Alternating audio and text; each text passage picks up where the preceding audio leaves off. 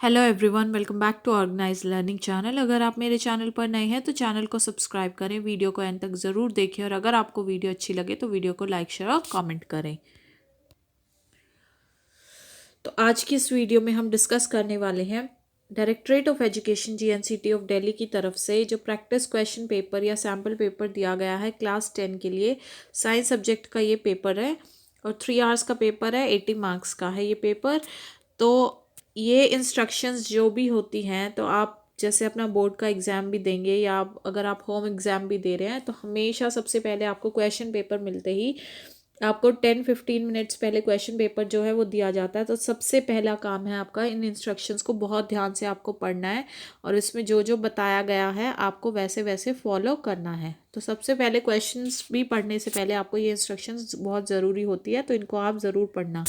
ठीक है, तो अब देखते हैं हम इसके क्वेश्चंस। तो पहले ये सेक्शन ए है, इसके क्वेश्चंस देखते हैं। पहला क्वेश्चन क्या दिया गया है हमें, after burning magnesium ribbon white powder is formed. ये मैग्नीशियम रिबन था, इसको जब बर्न किया गया तो वाइट पाउडर बना ये इस तरीके से। ठीक है, जो कि क्या है, मैग्नीशियम ऑक्साइड होता है। A student mix it with water and tested it's nature with red litmus paper. फिर एक स्टूडेंट ने क्या किया, जो ये बना, ये मैग्नीशियम ऑक्साइड बना, इसको उसने पानी के साथ मिक्स कर दिया और फिर उसका नेचर पता किया कैसे, रेड लिटमस पेपर पर उसको रख के। तो अपनी ऑब्जर्वेशन आपको बतानी है कि रेड लिटमस पेपर कैसा में कोई चेंजेस आएंगे या कैसा चेंज आएगा, तो वो आपको अपनी ऑब्जर्वेशन लिखनी है। तो इसका आंसर हम कैसे लिखेंगे, तो देखो इसका आंसर क्या हो जाएगा, after burning magnesium ribbon white powder is formed, this ash is magnesium oxide. तो जब मैग्नीशियम रिबन को बर्न किया तो एक वाइट पाउडर फॉर्म हुआ और ये जो ऐश है, ये वाइट पाउडर है, ये मैग्नीशियम ऑक्साइड है। और जब इस ऑक्साइड को, मैग्नीशियम ऑक्साइड को हमने पानी के साथ मिलाया तो इसमें हाइड्रोक्सिल लिबरेट करेगा, हाइड्रोक्सिल आयंस को जो है वो लिबरेट करेगा और ये OH माइनस आयंस होते हैं। तो एक तो आप इससे भी पता लगा सकते हो कि ये बेसिक नेचर हो जाएगा OH माइनस आयंस लिबरेट करने की वजह से। लेकिन अब रेड लिटमस पेपर पे पूछा गया है, तो जब हमने इस मिक्सचर को, जब ये मैग्नीशियम ऑक्साइड और वाटर को मिक्स करके रेड लिटमस पेपर पे पुट किया तो the red litmus paper is turned into blue. तो ये red litmus paper blue turn हो गया इस सॉल्यूशन से, और इसका भी, इससे भी हम अंदाज़ा लगा सकते हैं that the solution is basic in nature.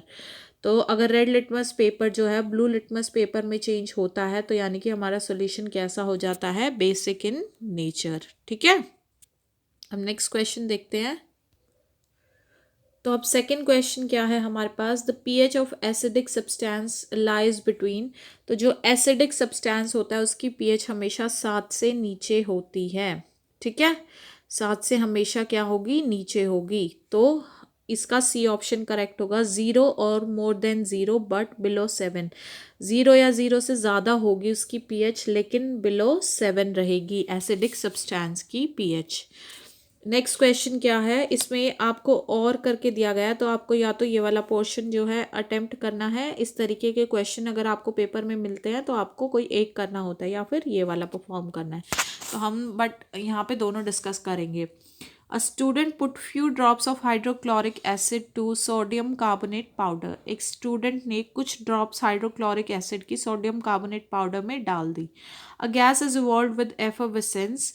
उसमें से फिर ये डालने से जो है एक गैस इवॉल्व हुई।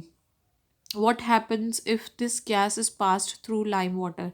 तो अगर ये गैस जो है लाइम वाटर से पास की जाएगी तो क्या होगा, तो इसका आंसर भी देखते हैं हम। तो देखो, जब when few drops of hydrochloric acid are put to sodium carbonate powder, carbon dioxide is evolved with effervescence। तो जब हाइड्रोक्लोरिक एसिड की कुछ ड्रॉप्स जो है सोडियम कार्बोनेट पाउडर में मिक्स कर दी जाएंगी तो जो गैस फॉर्म होगी, जो इवॉल्व होगी, वो होगी कार्बन डाइऑक्साइड। और if carbon dioxide gas is passed through lime water, then it turns milky or a white precipitate of calcium carbonate is formed। और जब ये कार्बन डाइऑक्साइड गैस को लाइम वाटर के थ्रू पास किया जाएगा तो वो लाइम वाटर मिल्की हो जाएगा जैसे दूध का कलर हो जाता है कुछ कुछ वैसा हो जाएगा, या फिर एक वाइट प्रेसिपिटेट बन जाएगा कैल्शियम कार्बोनेट का इसमें। ठीक है, अब नेक्स्ट क्वेश्चन देखते हैं। तो थर्ड क्वेश्चन का और वाला पार्ट देखते हैं। व्हाट इज न्यूट्रलाइजेशन रिएक्शन और is it easy to perform this reaction to get neutral compound. तो देखते हैं कि न्यूट्रलाइजेशन रिएक्शन क्या होती है। तो देखो, when a strong acid reacts with a strong base, the resultant salt is neither acidic nor basic in nature, that is it is neutral. So this is the neutralization reaction. जब एक strong acid एक strong base के साथ react करता है तो जो salt form होता है ना वो एसिडिक होता है और ना ही वो बेसिक होता है, वो न्यूट्रल होता है। तो ये जो रिएक्शन होती है स्ट्रॉन्ग एसिड और स्ट्रॉन्ग बेस की, ये होती है न्यूट्रलाइजेशन रिएक्शन। और इसी वजह से जो है हमेशा जो कंपाउंड है वो कैसा फॉर्म होगा, न्यूट्रल। तो yes, it is easy to get neutral compound by performing this reaction. ठीक है, अब नेक्स्ट क्वेश्चन देखते हैं। तो फोर्थ क्वेश्चन क्या दिया गया है हमें, what is involuntary action. Involuntary action क्या होता है, which part of the brain generally controls these movements. और हमारे ब्रेन का कौन सा ऐसा पार्ट है जो इन मूवमेंट्स को कंट्रोल करता है। तो इसका आंसर देखते हैं हम। तो देखो इसका आंसर क्या होगा, actions which take place without consciousness और willingness of an individual are called the involuntary action.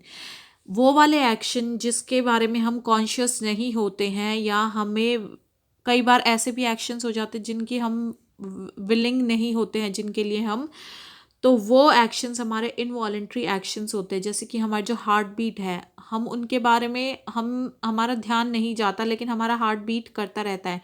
या जब हमें छींक आती है, हम स्नीज करते हैं, तो हम विलिंग नहीं होते हैं बट वो एक्शन परफॉर्म होता है हमारा। तो हमारे ब्रेन का कौन सा पार्ट इसको कंट्रोल करता है, ये सब ये इनवॉलेंट्री एक्शंस को। तो द मेडुला ओब्लोंगेटा जो पार्ट होता है located near the cerebellum of the brain, जो हमारे ब्रेन के सेरिबेलम के पास लोकेटेड होता है, ये जनरली कंट्रोल करता है इन मूवमेंट्स को। ठीक है, अब नेक्स्ट क्वेश्चन देखते हैं। तो नेक्स्ट क्वेश्चन क्या है हमारे पास, silver chloride turns grey in sunlight to form. Silver chloride जो है वो ग्रे हो जाता है जब उसको सनलाइट में रखा जाता है। तो वो ग्रे किस वजह से होता है, उस पे जो है सिल्वर ऑक्साइड फॉर्म होता है जिसकी वजह से उसका कलर जो है ग्रे हो जाता है। तो इसलिए option number C is correct. तो आशा है कि आपको ये वाले जो सॉल्यूशंस है ये समझ में आए होंगे। जो बाकी के क्वेश्चंस हैं वो हम नेक्स्ट पार्ट में डिस्कस करेंगे। तब तक के लिए आप इस वीडियो का ज़्यादा से ज़्यादा शेयर करें और बहुत ध्यान से इन क्वेश्चंस को आप पढ़ें और इनको समझें। और आप वीडियो को लाइक करें, कमेंट करें, चैनल को सब्सक्राइब करें। मिलते हैं नेक्स्ट वीडियो में। And all the best for your preparation and all the best for your board exams.